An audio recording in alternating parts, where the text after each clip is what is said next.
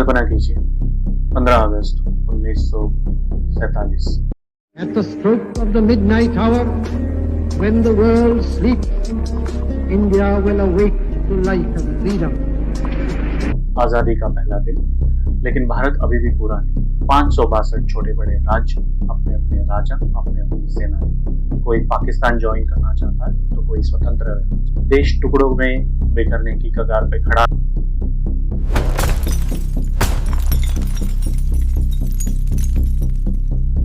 और सिर्फ एक आदमी के कंधों पर है जिम्मेदारी सबको एक करने की। उनका नाम है लौह पुरुष सरदार वल्लभ भाई पटेल।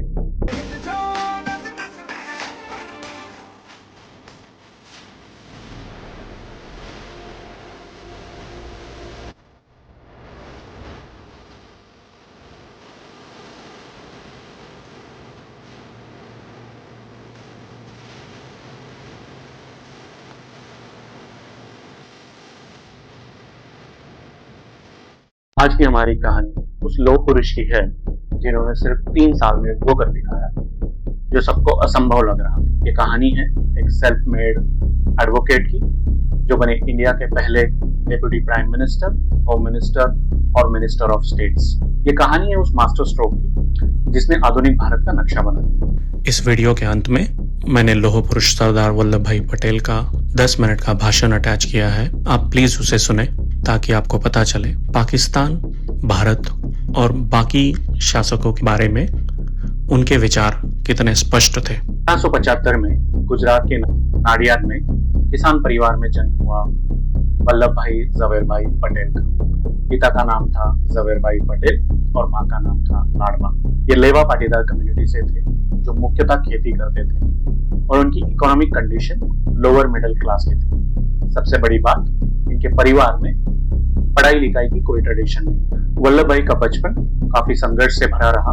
उनकी फॉर्मल एजुकेशन भी काफी देर से हुई। उन्हें पढ़ाई के लिए अलग अलग जगहों पे जाना पड़ता था, जैसे नाडियाड, पेटलाद और बोरसाद। कई बार अकेले रहकर खुद खाना बनाकर उन्होंने अपनी पढ़ाई पूरी की और ज्यादातर उनकी पढ़ाई सेल्फ स्टडी से ही हुई है। और उन्होंने मैट्रिकुलेशन भी पास किया तो 22 साल की उम्र में। सोचिए 22 साल की उम्र में। इस संघर्ष ने सरदार पटेल के अंदर एक खास क्वालिटी डेवलप कर दी, practical thinking, result oriented approach और डिसिप्लिन। वो फिलोसॉफिकल डिबेट्स में कोई इंटरेस्ट नहीं रखते थे, उन्हें चाहिए थे कॉन्क्रीट रिजल्ट्स। पहले तो उनका गोल बहुत सिंपल था, लॉ की पढ़ाई करना और अच्छी कमाई करना, और वो उसमें काफी हद तक सफल भी हुए। पहले गोधरा में लीगल प्रैक्टिस शुरू की और उसके बाद बोरसाद शिफ्ट हो गए। कोर्ट में उनकी ऐसी इमेज बन चुकी थी, प्रिसाइज मैनर और पुलिस विटनेस को चैलेंज करने की एबिलिटी, ब्रिटिश जजेस के सामने अपनी बात बेझिझक रखना। ये उनका पहला कंप्लीट ट्रांसफॉर्मेशन था, एक किसान परिवार के लड़के से लेकर एक सक्सेसफुल लॉयर तक का। लेकिन 1909 में एक ट्रेजेडी हुई जिसने सरदार पटेल की पूरी जिंदगी को अलग ही दिशा दे दी। जब मुंबई में वो एक अदालत में किसी मुकदमे पे तीखी बहस कर रहे थे, तभी उन्हें उनके पति की मौत का टेलीग्राम मिला। उन्होंने खत को पढ़ा, चुपचाप जेब में रखा, चेहरे पर कोई भाव नहीं। उन्होंने बहस जारी रखी मानो कुछ हुआ ही ना हो। उन्होंने मुकदमा जीता, जज ने फैसला सुनाया और उसके बाद उन्होंने अपने साथियों को ये खबर दी। इस बात से पता चलता है उनका कर्तव्य उनकी व्यक्तिगत पीड़ा से काफी ऊपर था। वो भावनाओं में बहने वाले नहीं बल्कि लोहे जैसे इरादे वाले थे। उन्होंने फिर शादी नहीं की और सारा जोर लगा दिया अपने 2 बच्चों की परवरिश और अपने करियर को नई ऊंचाई पे ले जाने के लिए। ये समय उनके सेल्फ कंट्रोल का सबसे बड़ा इम्तिहान था। अगस्त 1910 को सरदार पटेल इंग्लैंड के लिए रवाना हुए। उन्होंने मिडिल टेम्पल में एडमिशन लिया और जी जान से पढ़ाई की। 1913 में हाई ऑनर्स के साथ फाइनल एग्जाम्स पास किए और बार के लिए क्वालिफाई हुए। इंडिया लौटे तो सीधे अहमदाबाद में लीडिंग क्रिमिनल बैरिस्टर बन गए और अपनी प्रैक्टिस शुरू रखी। उन दिनों सरदार पटेल की पर्सनालिटी बिल्कुल अलग थी, रिजर्व्ड, कर्टियस और शार्प इंग्लिश स्टाइल सूट्स पहनते थे। और सबसे इंटरेस्टिंग बात, 1917 तक तो उन्हें इंडियन पॉलिटिक्स में किसी भी तरीके का इंटरेस्ट नहीं। वो बस एक सक्सेसफुल वेस्टर्नाइज्ड लॉयर थे। फिर 1917 में ऐसा कुछ हुआ जिसने सरदार पटेल को पूरी तरीके से बदल के रख दिया। वो मिले मोहनदास करमचंद गांधी यानी महात्मा गांधी जी से। गांधी जी का इन्फ्लुएंस इतना गहरा था कि पटेल का कंप्लीट ट्रांसफॉर्मेशन हो गया। उन्होंने गांधी जी की सत्याग्रह यानी नॉन वायलेंस की पॉलिसी को अपना लिया, इंग्लिश सूट्स पहनना छोड़ दिया और धोती पहनना शुरू कर दिया। वो भारतीय किसान की तरह सादा जीवन जीने लगे और सादा खाना खाने लगे। ये सिर्फ एक दिखावा नहीं था, ये एक कंप्लीट आइडियोलॉजिकल ट्रांसफॉर्मेशन था। कांग्रेस के लिए एक बहुत बड़ी और अच्छी बात थी, क्योंकि गांधी जी को मिल गया था एक organised, highly competent legal mind और ब्रिलियंट एडमिनिस्ट्रेटर। उसी साल 1917 में सरदार पटेल को अहमदाबाद म्यूनिसिपैलिटी में पहले इंडियन कमिश्नर के रूप में इलेक्ट किया गया। सरदार पटेल में लीडरशिप और ऑर्गेनाइजेशन क्वालिटी तो बचपन से ही थी। एक बार उन्होंने स्कूल में अपने क्लासमेट्स की 3 दिन तक स्ट्राइक अरेंज की थी, एक बहुत ही हार्श टीचर के खिलाफ। लेकिन इस टैलेंट की असली पहचान हुई किसान आंदोलन में। 1918 में चंपारण में व्यस्त थे, राष्ट्रीय पटल पर उनका आगमन ही हो रहा था, तब खेड़ा के किसानों की फसलें नष्ट हो चुकी थी। लेकिन ब्रिटिश सरकार ने लगान माफ करने से साफ इनकार कर दिया। सरदार पटेल ने यहाँ गांधी जी के सिद्धांतों को जमीन पर उतारा। उन्होंने गांव-गांव जाकर किसानों को संगठित किया और एक कठोर शपथ दिलाई कि कोई भी किसान किसी भी कीमत पर 1 पैसा भी टैक्स नहीं देगा। ब्रिटिश अधिकारियों ने जब्ती की धमकी दी, किसानों को डराया। पटेल द्वारा लगाया गया अनुशासन इतना मजबूत था कि यह नॉन वायलेंट मूवमेंट बिल्कुल ही सफल रहा और ये सरदार पटेल की सबसे पहली बड़ी जीत थी, जिसने उनकी संगठन क्षमता को साबित कर दिया था। 1923 में नागपुर में ब्रिटिश सरकार ने एक जुलूस में राष्ट्रीय ध्वज तिरंगा ले जाने पर रोक लगा दी। ये सीधे सीधे भारत के सम्मान और अस्मिता पर हमला था और सरदार पटेल इस अपमान को बर्दाश्त नहीं कर सकते थे। वो तुरंत ही इस झंडा सत्याग्रह में शामिल हो गए और इसे एक राष्ट्रीय चुनौती बना दिया। उन्होंने पूरे देश से स्वयं सेवकों को नागपुर बुलाया और आंदोलन को गठित किया। महीनों तक संघर्ष चला, जिसमें सरदार पटेल ने ब्रिटिश सरकार के हर सवाल का जवाब संगठित दृढ़ता से दिया। अंत में ब्रिटिश सरकार को झुकना पड़ा, राष्ट्रीय ध्वज को सम्मान मिला। इस जीत ने उन्हें राष्ट्रीय स्तर पर एक काबिल नेता के रूप में स्थापित कर दिया। 1928 गुजरात के बारडोली तालुका में बॉम्बे प्रेसिडेंट गवर्नमेंट ने किसानों पर अचानक 22% टैक्स बढ़ा दिया। 22% टैक्स बिना किसी प्रॉपर जस्टिफिकेशन के। लोकल सिविक ग्रुप्स और किसानों ने गवर्नमेंट से रिक्वेस्ट की, दया याचना की, लेकिन कोई सुनवाई नहीं हुई। तब किसानों ने तय किया कि सरदार पटेल को बुलाया जाए और इस प्रोटेस्ट को लीड करने के लिए कहा जाए। सरदार पटेल ने कमांड संभाली और एक मास्टरफुल स्ट्रैटेजी बनाई। उन्होंने पूरे डिस्ट्रिक्ट को अलग अलग नॉन वायलेंट कैंप्स में डिवाइड कर दिया और हर कैंप में डिसिप्लिन मेंटेन करने की स्ट्रिक्ट व्यवस्था की गई। ये पूरी तरह गांधी जी के प्रिंसिपल्स पर बेस्ड पीसफुल मूवमेंट था, लेकिन इसकी ऑर्गेनाइजेशन किसी मिलिट्री प्रिसीजन से कम नहीं। ब्रिटिश गवर्नमेंट ने पहले तो इन सारी डिमांड्स को इग्नोर कर दिया, लेकिन ये मूवमेंट इतना स्ट्रॉन्ग और सस्टेन था कि फाइनली ब्रिटिश गवर्नमेंट को इनके आगे झुकना पड़ा। मैक्सवेल और ब्रूमफील्ड की कमेटी स्थापित की गई इस बात का इन्वेस्टिगेशन करने के लिए, और कमेटी ने पाया कि टैक्स इंक्रीज कंप्लीटली अनजस्टिफाइड था और रेकमेंड किया कि अगर टैक्स इंक्रीज भी करना है तो काफी मिनिमल इंक्रीज होना चाहिए। मूवमेंट सक्सेसफुल रहा, किसानों की जीत हुई और सबसे इंपॉर्टेंट, बारडोली की औरतों ने पटेल को एक टाइटल दिया, सरदार। इस नाम के साथ सरदार पटेल नेशनल लीडर बन गए और बारडोली की सक्सेस ने पूरे देश में फ्रीडम स्ट्रगल को एक नई ताकत दे दी।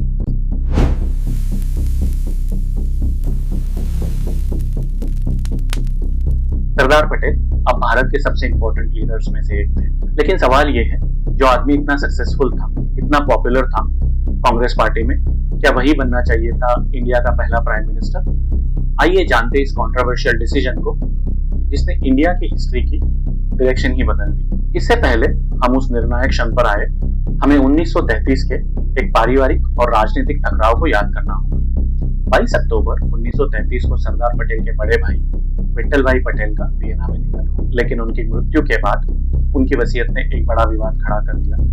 वसीयत में लिखा था कि उनकी संपत्ति का 3/4 हिस्सा सुभाष चंद्र बोस के भारत की स्वतंत्रता के आंदोलन को दान किया जाए। सरदार पटेल को तुरंत ही संदेह हुआ। उन्होंने खुलेआम इस वसीयत की प्रामाणिकता पर सवाल उठाया और कोर्ट में केस दायर कर दिया। उनका मानना था कि उनके भाई अंतिम समय में इस तरह का राजनीतिक निर्णय लेने के सही मानसिक स्थिति में नहीं थे। ये एक भाई का दूसरे भाई पर मुकदमा नहीं था, ये सुनिश्चित करना था कि निजी फंड का उपयोग केवल राष्ट्रीय हित में ही हो। पटेल ने एक कड़वा कदम उठाया, भले ही ये सुभाष चंद्र बोस और उनके भविष्य के रिश्तों को और जटिल बना देता था। ये उनकी स्पष्टता और दृढ़ सिद्धांतों को दिखाता है। 1946 में ये सिलेक्शन सिर्फ इंडियन नेशनल कांग्रेस के प्रेसिडेंट को चुनने का मामला नहीं था। जो भी चुना जाएगा वो लीड करेगा इंटरिम गवर्नमेंट को vice president of executive council के रूप में। मतलब प्रैक्टिकली वही बनेगा स्वतंत्र भारत का पहला prime minister. Provincial Congress committees यानी पीसीसीज में पटेल का सपोर्ट काफी ज्यादा था। वो पार्टी के अनपैरेलल राजनीतिक आयोजक थे। ऐतिहासिक सबूत क्लियरली बताते हैं कि पटेल ही थे पार्टी की चॉइस। अगर डेमोक्रेटिक वोट होता तो सरदार पटेल ही जीतते। 15 प्रांतीय कांग्रेस समितियों ने यानी पीसीसीज में से 12 में स्पष्ट रूप से सरदार पटेल के लिए वोट किया। कुछ ने कृपलानी को वोट किया और कुछ ने किसी और को वोट किया, लेकिन जवाहरलाल नेहरू के पक्ष में 0 वोट मिले और संवैधानिक रूप से पटेल ही भारत के पहले प्राइम मिनिस्टर बनने चाहिए थे। पटेल ही निर्विवाद नेता थे, लेकिन फिर महात्मा गांधी ने इंटरवीन किया और अपने नैतिक और राजनीतिक अधिकारों का उपयोग करके उन्होंने जवाहरलाल नेहरू को प्रेसिडेंट बनाया। क्यों? क्योंकि गांधी जी की सोच बड़ी जियोपॉलिटिकल थी। विश्व युद्ध अभी अभी खत्म हुआ था। अमेरिका और सोवियत के बीच में कोल्ड वॉर शुरू हो चुका था और ठीक इसी समय भारत को दुनिया के सामने आना था। गांधी जी समझते थे कि इंडिया को इंटरनेशनल स्टेज पर एक modern, intellectual, secular humanist face की जरूरत है। गांधी जी के पास कई ठोस कारण थे। पहला, पंडित नेहरू ऑक्सफोर्ड से शिक्षित थे। अंतरराष्ट्रीय नेताओं के बीच उनकी पहचान सरदार पटेल से कहीं अधिक थी। वो दुनिया को आधुनिक भारत का चेहरा दिखा सकते। दूसरा, नेहरू युवा थे। इसी समय पटेल अस्वस्थ थे और उनकी उम्र भी ज्यादा थी। गांधी जी चाहते थे कि देश का नेता सशक्त, ऊर्जावान दिखे। तीसरा, पंडित नेहरू की डिप्लोमेटिक स्किल्स कोल्ड वॉर के दौरान भारत की नॉन अलाइनमेंट की पॉलिसी को संभालने के लिए बेहतर थी। नेहरू ऑक्सफोर्ड एजुकेटेड, अभिव्यक्ति कुशल और विजनरी थे। वो इस इमेज को प्रोजेक्ट करने के लिए सही थे। डेमोक्रेसी और नॉन अलाइनमेंट का संदेश देने के लिए भी वो सही थे। इंटरनेशनल डिप्लोमेसी हैंडल करने के लिए भी सही थे। वही Patel, administrative genius, internal anchor. उन्हें गांधी जी ने अपरिहार्य तो माना, लेकिन देश की इंटरनल सिक्योरिटी और एडमिनिस्ट्रेशन के लिए। और यहाँ सरदार पटेल ने दिखाई अपनी असली महानता। वो चुप हो गए। कोई राष्ट्रद्रोह नहीं, कोई पावर स्ट्रगल नहीं। पार्टी यूनिटी और राष्ट्र की जरूरत को अपनी व्यक्तिगत महत्वाकांक्षा से ऊपर रखा। वो तुरंत ही साइड हो गए और नेहरू को पार्टी की लीडरशिप अलाउ कर दी। स्वतंत्रता से पहले पंडित नेहरू ने पटेल को लिखा कि ये लिखना जरूरी तो नहीं है, लेकिन तुम कैबिनेट के सबसे स्ट्रॉन्गेस्ट पिलर हो। सरदार पटेल ने जवाब दिया, मैं हमेशा आपकी मदद के लिए तैयार रहूंगा। मेरी पूरी निष्ठा और समर्पण मिलेगा उस काम के लिए जिसके लिए आपने सबसे बड़ा बलिदान दिया है। हमारी एकता मजबूत है और यही हमारी ताकत भी है। ये थी वो राजनीतिक सोच, हालांकि वैचारिक रूप से काफी अलग, जिसने इंडिया को उसके सबसे टर्बुलेंट ईयर्स में स्टेबिलिटी दी। अगस्त 1947 से लेकर अपनी मृत्यु तक यानी 1950 तक पटेल रहे भारत के पहले deputy prime minister, union minister of home affairs और मिनिस्टर ऑफ स्टेट्स। लेकिन असली चुनौती अब शुरू होने वाली थी, क्योंकि इंडिपेंडेंस तो मिल गई थी, लेकिन इंडिया अभी भी कंप्लीट नहीं था। 562 छोटे बड़े प्रिंसली स्टेट्स, अलग अलग राजा, अलग अलग सेनाएं, अलग अलग विचारधाराएं, अलग अलग कानून, कुछ फ्रांस जितने बड़े तो कुछ सिर्फ 4 स्क्वायर माइल जितने छोटे। और सबको चॉइस थी, या तो भारत ज्वाइन करो या पाकिस्तान ज्वाइन करो या आप स्वतंत्र भी रह सकते हो। 9 करोड़ लोगों का भविष्य अनिश्चितता में था और इस अस्तित्व के संकट को सुलझाने की जिम्मेदारी सिर्फ एक आदमी के फौलादी कंधों पर थी। ब्रिटिश सरकार ने जानबूझकर देश को टाइम बम पर छोड़ दिया था। उन्होंने रियासतों को विकल्प दिया था कि या तो वो भारत या पाकिस्तान में से किसी एक को चुन सकते हैं या स्वतंत्र रह सकते हैं। ये एक साजिश थी भारत को अंदर से कमजोर करने की। जैसे 19वीं शताब्दी में बिस्मार्क ने जर्मनी के अलग अलग राज्यों को एकजुट किया था। सरदार पटेल को भारत बिखरने की इस साजिश को उसी तरह विफल करना था। जब ब्रिटिशर्स ने इंडिया छोड़ा तो उनकी सुप्रीमेसी भी खत्म हो गई। इसका टेक्निकली मतलब यह था कि 562 प्रिंसली स्टेट्स अब फ्री थे अपना अपना डिसीजन लेने के लिए। इंडियन इंडिपेंडेंस एक्ट 1947 ने उन्हें ये अस्पष्ट सा विकल्प दिया था, लेकिन ये कोई छोटा मोटा एडमिनिस्ट्रेटिव इशू नहीं था। ये भारत के अस्तित्व का सवाल था। अगर ये स्टेट्स अलग अलग रह जाए या इंडिपेंडेंट हो जाए या पाकिस्तान ज्वाइन कर ले तो इंडिया कभी एक स्ट्रॉन्ग इंडिपेंडेंट नेशन नहीं बन सकता था। और इसी मैसिव चैलेंज को टैकल करने के लिए बनाया गया स्टेट्स डिपार्टमेंट। 5 जुलाई 1947 को सरदार पटेल ने इसकी कमांड संभाली और उनके साथ थे ब्यूरोक्रेट वीपी मेनन, एक काफी शानदार प्रशासक। सरदार पटेल और मेनन ने मिलकर एक मल्टीफेसेटेड पॉलिसी बनाई। इसका अप्रोच था persuasion and pressure. Sardar Patel ने अपने रणनीति के तहत साम दाम दंड भेद का सिद्धांत अपनाया, जिसे भारतीय डिप्लोमेसी में an iron fist covered with a velvet cloth कहा जाता है। सरदार पटेल निजी तौर पर खाने और चाय पर शासकों से मुलाकात करते थे। उन्होंने शासकों को भावनात्मक रूप से समझाया कि आजादी का आंदोलन केवल जनता के लिए नहीं है, बल्कि पूरे राष्ट्र के लिए है, जिसमें उनके राज्य भी शामिल है। उन्होंने प्रीवी पर्स के रूप में निजी खर्चे के लिए धन की पेशकश की और शासकों को कुछ विशेष अधिकारों की गारंटी भी दी। उन्होंने स्पष्ट कर दिया कि यदि वे इंस्ट्रूमेंट ऑफ एनेक्सेशन पे हस्ताक्षर करने से मना करेंगे तो उनके राज्यों में चुनाव के माध्यम से जनमत का विकल्प दिया जाएगा और केंद्र सरकार किसी भी तरीके की कार्रवाई करने से पीछे नहीं हटेगी। ये थी सरदार पटेल की साम दाम दंड भेद की रणनीति। Part 1, psychological appeal. Sardar Patel इन शासकों को दोस्तों की तरह ट्रीट करते थे। उन्होंने इमोशनल और पेट्रियोटिक अपील की।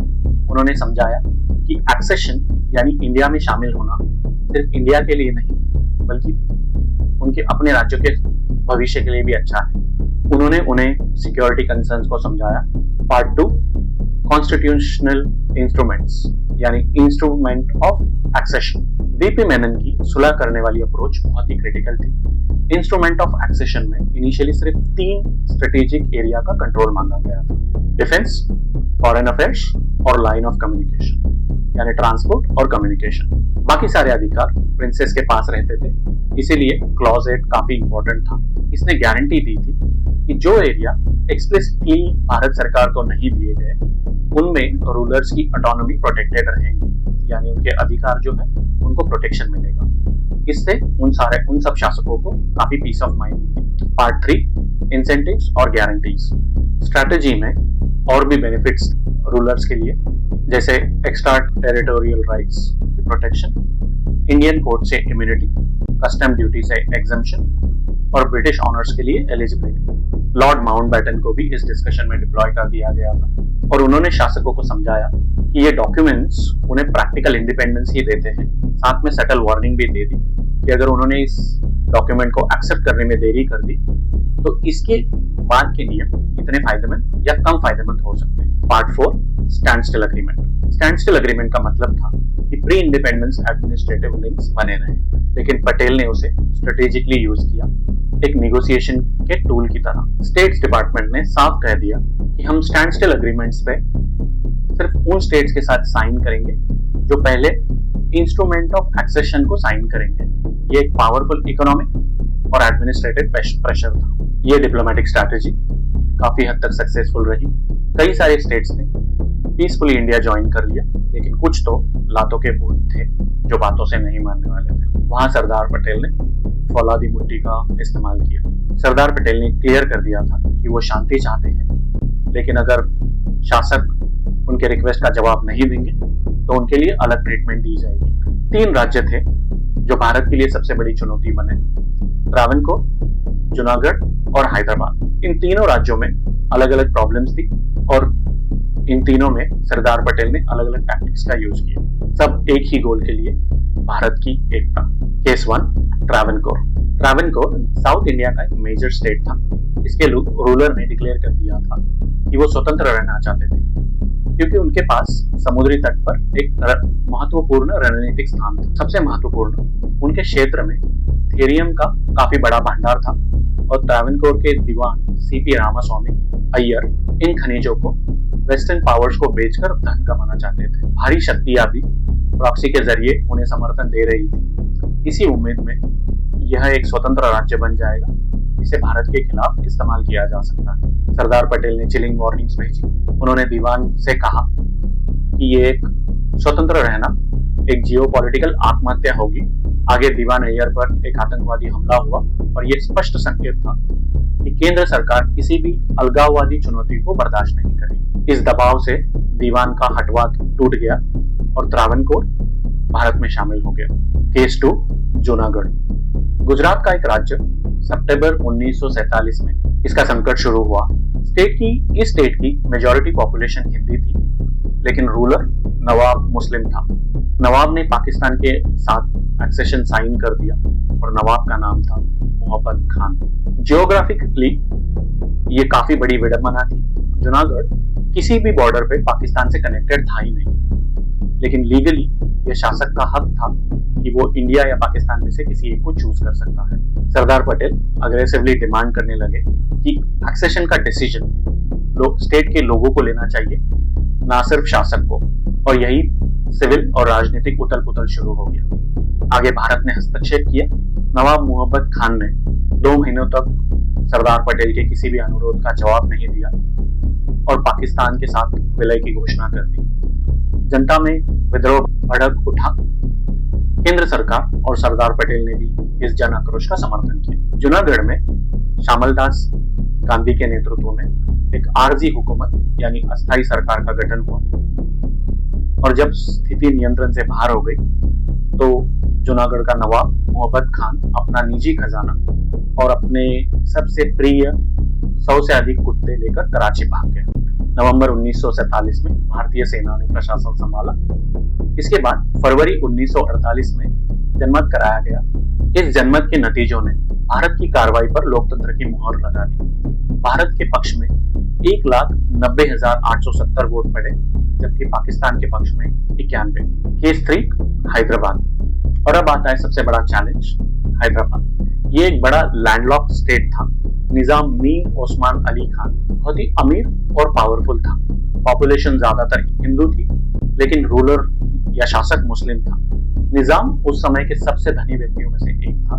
अगस्त 1947 को जब ब्रिटिश भारत छोड़कर चले गए तो निजाम ने कहा कि वो इंडिपेंडेंट रहना चाहता है, और नवंबर 1947 में निजाम ने इंडियन गवर्नमेंट के साथ स्टैंड स्टिल अग्रीमेंट साइन किया, लेकिन निर्णायक रूप से किसी भी तरीके के एक्सेशन को अनुमति नहीं दी थी।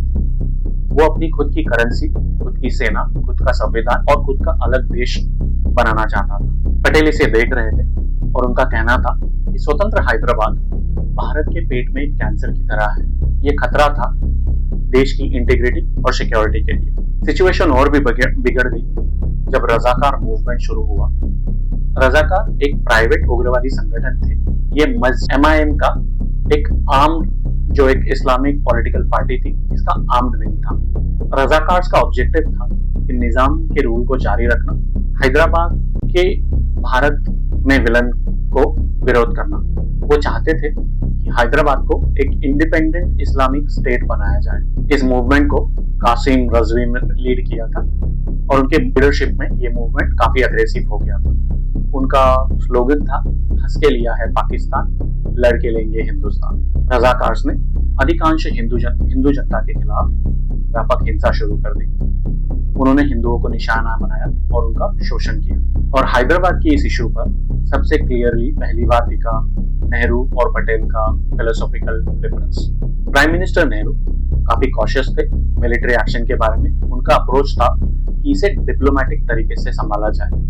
नेहरू कंसर्न थे कि इंडिया की इंटरनेशनल इमेज के बारे में एक नेगेटिव छवि बन जाएगी और यूनाइटेड नेशंस में इसके नेगेटिव इंप्रेशंस पड़ेंगे।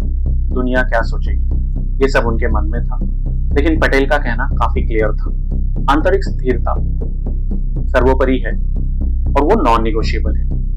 उनके लिए नेशन की सिक्योरिटी सबसे ऊपर थी और इंटरनेशनल डिप्लोमेसी या UN क्या कहता है या दुनिया क्या सोचेगी, ये सब सेकेंडरी था। सरदार पटेल ने हैदराबाद की इंडिपेंडेंस को एक कैंसर की तरह देखा।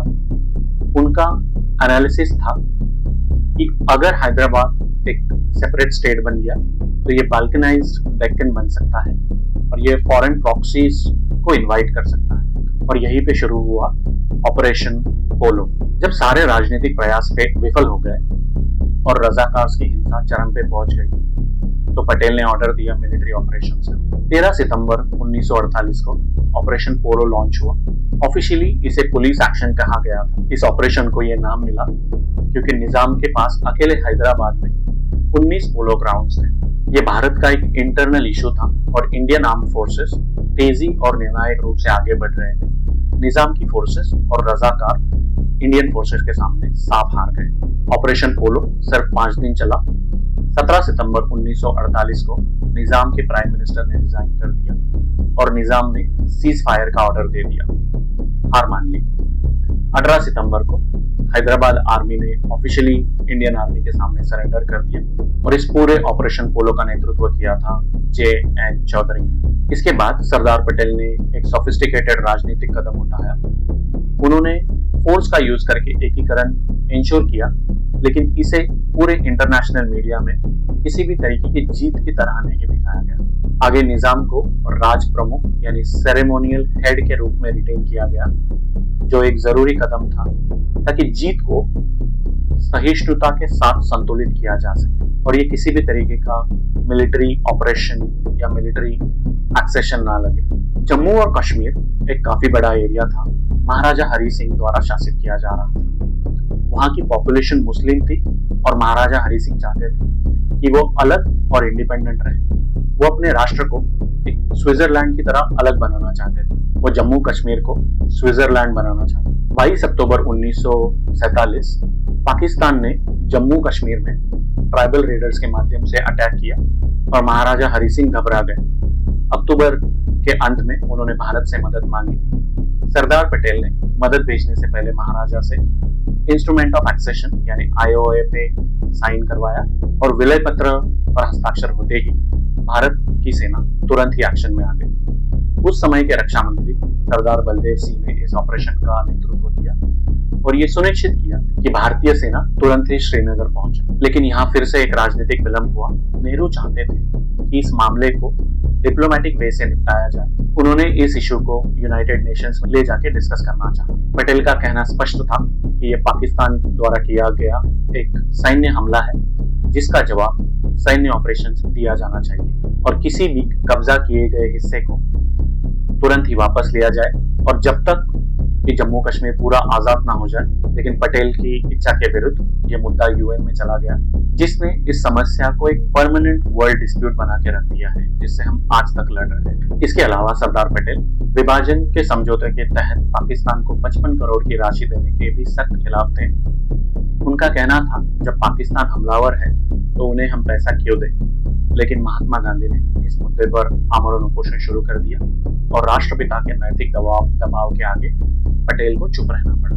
अंततः ये राशि पाकिस्तान को जारी कर दी गई। सरदार पटेल की विरासत सिर्फ भारत के नक्शे पर नहीं है। उन्होंने देश को एक प्रशासनिक रीढ़ दी जिस पर आज भी भारत देश खड़ा है।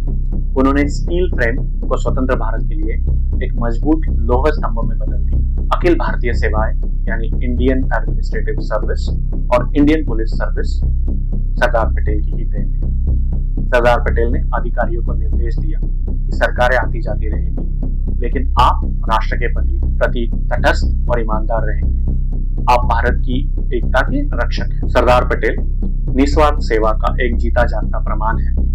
उन्होंने व्यक्तिगत महत्वाकांक्षा का बलिदान दिया ताकि राष्ट्र मजबूत हो सके। उन्होंने 562 रियासतों को एक धागे में पिरोया, जो असंभव समझा जा रहा था और भारत की एकता के लिए काफी महत्वपूर्ण था। आज जब हम कश्मीर से लेकर कन्याकुमारी तक एक राष्ट्र के रूप में खड़े हैं, जब हम आजादी से एक राज्य से दूसरे राज्य की यात्रा कर सकते हैं, जब हमारे पास एक मजबूत प्रशासनिक ढांचा है, ये सब सरदार वल्लभ भाई पटेल की विरासत। उनका संदेश भारत की प्रशासन में आज भी गूंजता है कि राष्ट्रीय हित सर्वोपरि है और एकता में ही शक्ति है। लौह पुरुष सरदार वल्लभ भाई पटेल ये एक नाम, एक विरासत और एक नींव है जिसपे आज का आधुनिक भारत खड़ा है। आपको क्या लगता है, अगर सरदार पटेल स्वतंत्र भारत के पहले प्राइम मिनिस्टर बनते तो आज भारत कितना अलग होता? आपकी राय हमें कमेंट्स में जरूर बताएं और ऐसे ही इंसाइटफुल एनालिसिस के लिए सब्सक्राइब करना ना भूलें। वीडियो देखने के लिए बहुत बहुत धन्यवाद। जय हिंद। सही है। कल मैं इधर आया तो आज अखबार में मैंने देखा कि लंबी चौड़ी बयान दिया जफरुल्लाह साहब ने, उसमें जूनागढ़ को भी डाल दिया। जूनागढ़ को सलाह जफरुल्लाह साहब ने दिया था कि हाँ तुम पाकिस्तान में शरीक हो जाओ, वो ठीक है, तो उसका जूनागढ़ का नवाब को भोगना पड़ता है, कोई जफरुल्लाह साहब को भोगना नहीं पड़ता है। और ये तो खाली बातों है, जूनागढ़ का तो फैसला हो गया, अभी उसमें कोई चीज बनने वाली है नहीं। तो यूनो में जाओ, दुनिया पार जाओ, उसमें कोई चीज नहीं बन सकती, ये तो हो गई बात। अब जो जफरुल्लाह साहब कहते हैं कि जूनागढ़ तो यूनो में जाएगा, यूनो में क्या जाएगा? आज कश्मीर में यूनो में गए हैं हमारे तरफ से, क्यों गए? हमें तो इस तरह से कहा कि भाई ये पाकिस्तान खुली लड़ाई करे तब तो अच्छा है, लेकिन खुली लड़ाई नहीं करते हैं, अपने आदमियों के पास लड़ाते हैं, अपने वहां से सारा सामान देते हैं, अपने वहां से सब हथियार देते हैं, अपने वहां से जितना सामग्री चाहिए पूरी देते हैं, अपने वहां से रास्ता देते हैं। तो उससे तो खुला लड़ाई करे तो अच्छा है, न करे तो हम दोनों उसमें पड़े हैं तो ठीक है, यूनो के पास जाओ, जाके वहां से कुछ हो न हो, लेकिन वहां हम कहां तक बैठ रहेंगे? इस तरह से हम बैठ नहीं रह सकते। तो कश्मीर का मामला तो अलग है, जूनागढ़ का मामला अलग है। जूनागढ़ यूनो के पास जा नहीं सकता, क्योंकि जूनागढ़ कहते हैं कि आपने भी रास्ता दिया था। हमने किसको रास्ता दिया? हमने किसी को रास्ता दिया नहीं। वो जो जूनागढ़ के लोग थे, उन लोग अपने रास्ते से जाते थे, वही रास्ते गए, उसमें हमने किसी ने रास्ता दिया नहीं, और हमने न कोई चीज उसको दिया, कोई न साथ दिया। और जूनागढ़ में एक मक्खी भी मारनी नहीं पड़ी, किसी के ऊपर कोई हथियार चलाना ही नहीं पड़ा, फिर क्या रहा? और खुद दीवान ने खुद आके कहा कि मेहरबानी करके हमारी हुकूमत ले लो, हम नहीं चला सकते, और नवाब वहां उठ के भाग के कराची जाकर बैठ गया। फिर जूनागढ़ की बात क्या करते? तो ये चीज तो हो गई। हाँ, हमने एक फैसला किया कि भाई ये रियासतों में हमें एक काम करना चाहिए, कबूल करना चाहिए कि जैसा रियासत के लोग चाहे ऐसा करें। तो जैसे लोगों का लोकमत हो, इस प्रकार करना चाहिए। तो लोकमत जैसा हैदराबाद में हो, कश्मीर में हो, हर जगह पर हो लोकमत, इस प्रकार का करो। हमें कोई फैसला करने में इतराज नहीं है। लेकिन यदि कश्मीर में जो चलता है इस तरह से चलता रहे तो फिर लोकमत करने की क्या जरूरत? हम लड़ाई करके कश्मीर को ले ले तो फिर लोकमत की जगह कहाँ रही? तो हम तो कहते हैं कि आज भी प्लेबिसाइट से करो, लोकमत लेके करो, लेकिन हमारे पास आकर हमारा सिपाही मरते रहे, हमारा पैसा खर्च करना पड़े, और हमारे गांव के गांव जलाए जाए, और वहां हिंदू और सिखों को तबाह किया जाए, तो फिर आखिर लोकमत का रहा? फिर तो आखिर हम बंदूक से ही लेना हो तो लेंगे, और क्या करेंगे? दूसरी तरह से नहीं हो सकता है, नहीं। लेकिन हमने एक बात साफ की कि कश्मीर की एक तसु जमीन हम छोड़ने वाले नहीं है, कभी नहीं छोड़ेंगे। तो अब दूसरा आपको ये समझना है कि ऐसी जब नाजुक हालत में हम पड़े हैं, इस समय पर हमको क्यों तंग करते हो? आप ऐसी जब हिंदुस्तान की हालत है और दुनिया की हालत भी ऐसी है, देखो ये बच्ची पढ़े, ऐसी जब हिंदुस्तान की नाजुक हालत है, तब हमें क्या करना चाहिए? इस नाजुक हालत में हमें हमारी सरकार, हमारी हुकूमत है, उसको ठीक नहीं करेंगे और उसको साथ नहीं देंगे तो हमको नुकसान होगा। इसलिए आज जिस जगह पर प्रांतों में हमारी हुकूमत बैठी है, उसको साथ देना चाहिए। तो मैं इतने लाखों आदमी आप जमा हुए हैं कलकत्ता में, तो मैं आप लोगों को बड़ी अदब से कहना चाहता हूं कि सुनिए आवाज न कीजिए, ठहरो भाई, क्या कहते हैं? रिले करते हैं, ठहरो, कोई गड़बड़ नहीं करो।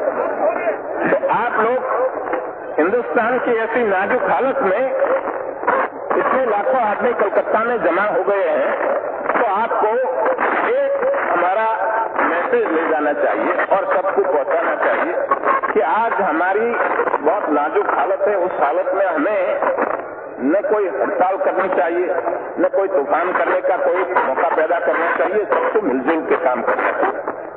अब कई लोग कहते हैं कि भाई इधर हमारे सेक्युलर स्टेट से ये हिंदुओं का राज, कौमी राज नहीं होना चाहिए। कौन कहते हैं कौमी राज बनाओ? हिंदुस्तान में 3-4 करोड़ मुसलमान पड़े हैं, वो मिराज की बात नहीं है। लेकिन बात एक है कि हिंदुस्तान में जो मुसलमान पड़े हैं, वो मुसलमान ने, काफी लोगों ने, ज्यादातर लोगों ने पाकिस्तान बनाने में साथ दिया। ठीक दिया, अभी ठीक है। लेकिन अब एक रोज में, एक रात में क्या दिल बदल गया? वो मुझे समझ में नहीं आता कैसा बदल गया कि एकदम कहते हैं हम मान दो। तो ये मेरी समझ में नहीं आता कि एक रोज में दिल सबका कैसा बदल गया। तो वो कहते हैं कि हम वफादार हैं, तो हमारी वफादारी में शंका क्यों की जाती है? आपको सस्पिशन क्यों आता है? तो हम कहते हैं भाई हमको क्यों पूछते हो? आपके दिल को पूछो, भीतर पूछो, हमको मत पूछो। वो हमको पूछने की बात नहीं है। लेकिन हमने एक बात कही कि आपने पाकिस्तान बनाया, आपको मुबारक, हमें उसमें कोई दखल देना नहीं चाहते। जब दांत गिर जाए, खट्टा हो जाए, तब गिर जाए, तब पीछे आओ, वहां तक हमें पीछे बुलाना है नहीं, हम बैठे ठीक है।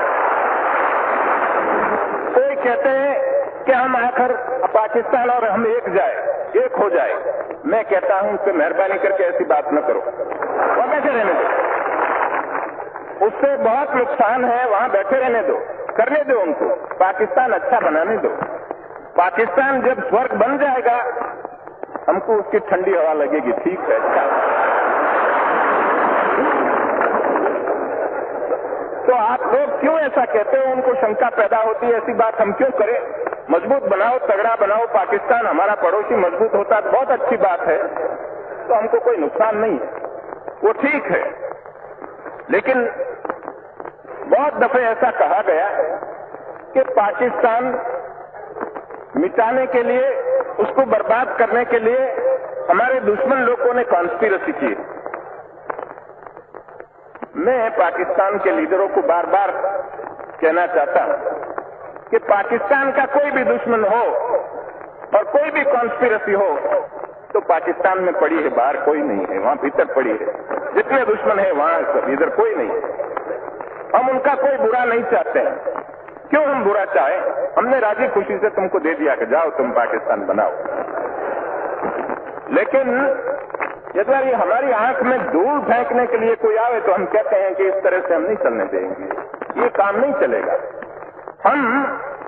हमारा हिंदुस्तान बाकी का है, उसको छोड़ दो, बाकी हिंदुस्तान को उनका काम करने दो, उसमें आप दखल न दो, तो हम आपके काम में दखल नहीं देंगे।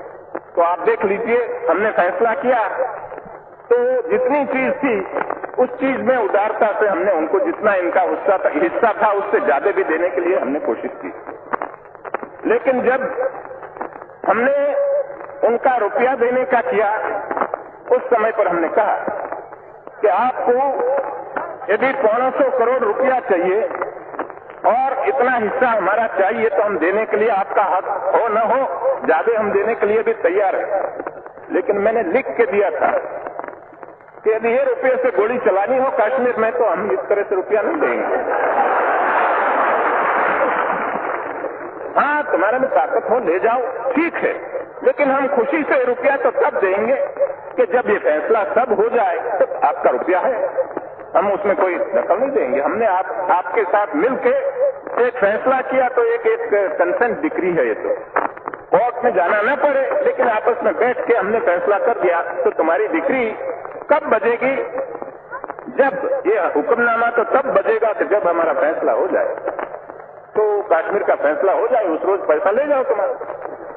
इस तरह से हम जब कहते हैं तो कि हमारा पैसा नहीं देते हैं और वो कुछ अपने जो फैसला किया उसमें से पलट जाना चाहते हैं, हमें कोई पलटने की हमारी नीयत नहीं है। होती तो हम करते क्यों? जाओ कोर्ट में करो, हमने इस तरह से काम नहीं किया। तो हम बार बार इन लोगों को सुनाना चाहते हैं कि तुम्हारे साथ हमारी कोई बुराई नहीं, न बुराई करना चाहते हैं, तुम्हारे साथ हमें कोई झगड़ा नहीं करना चाहते, लेकिन आप मेहरबानी करके हमको पड़े रहने दीजिए, हमारा काम करने दीजिए।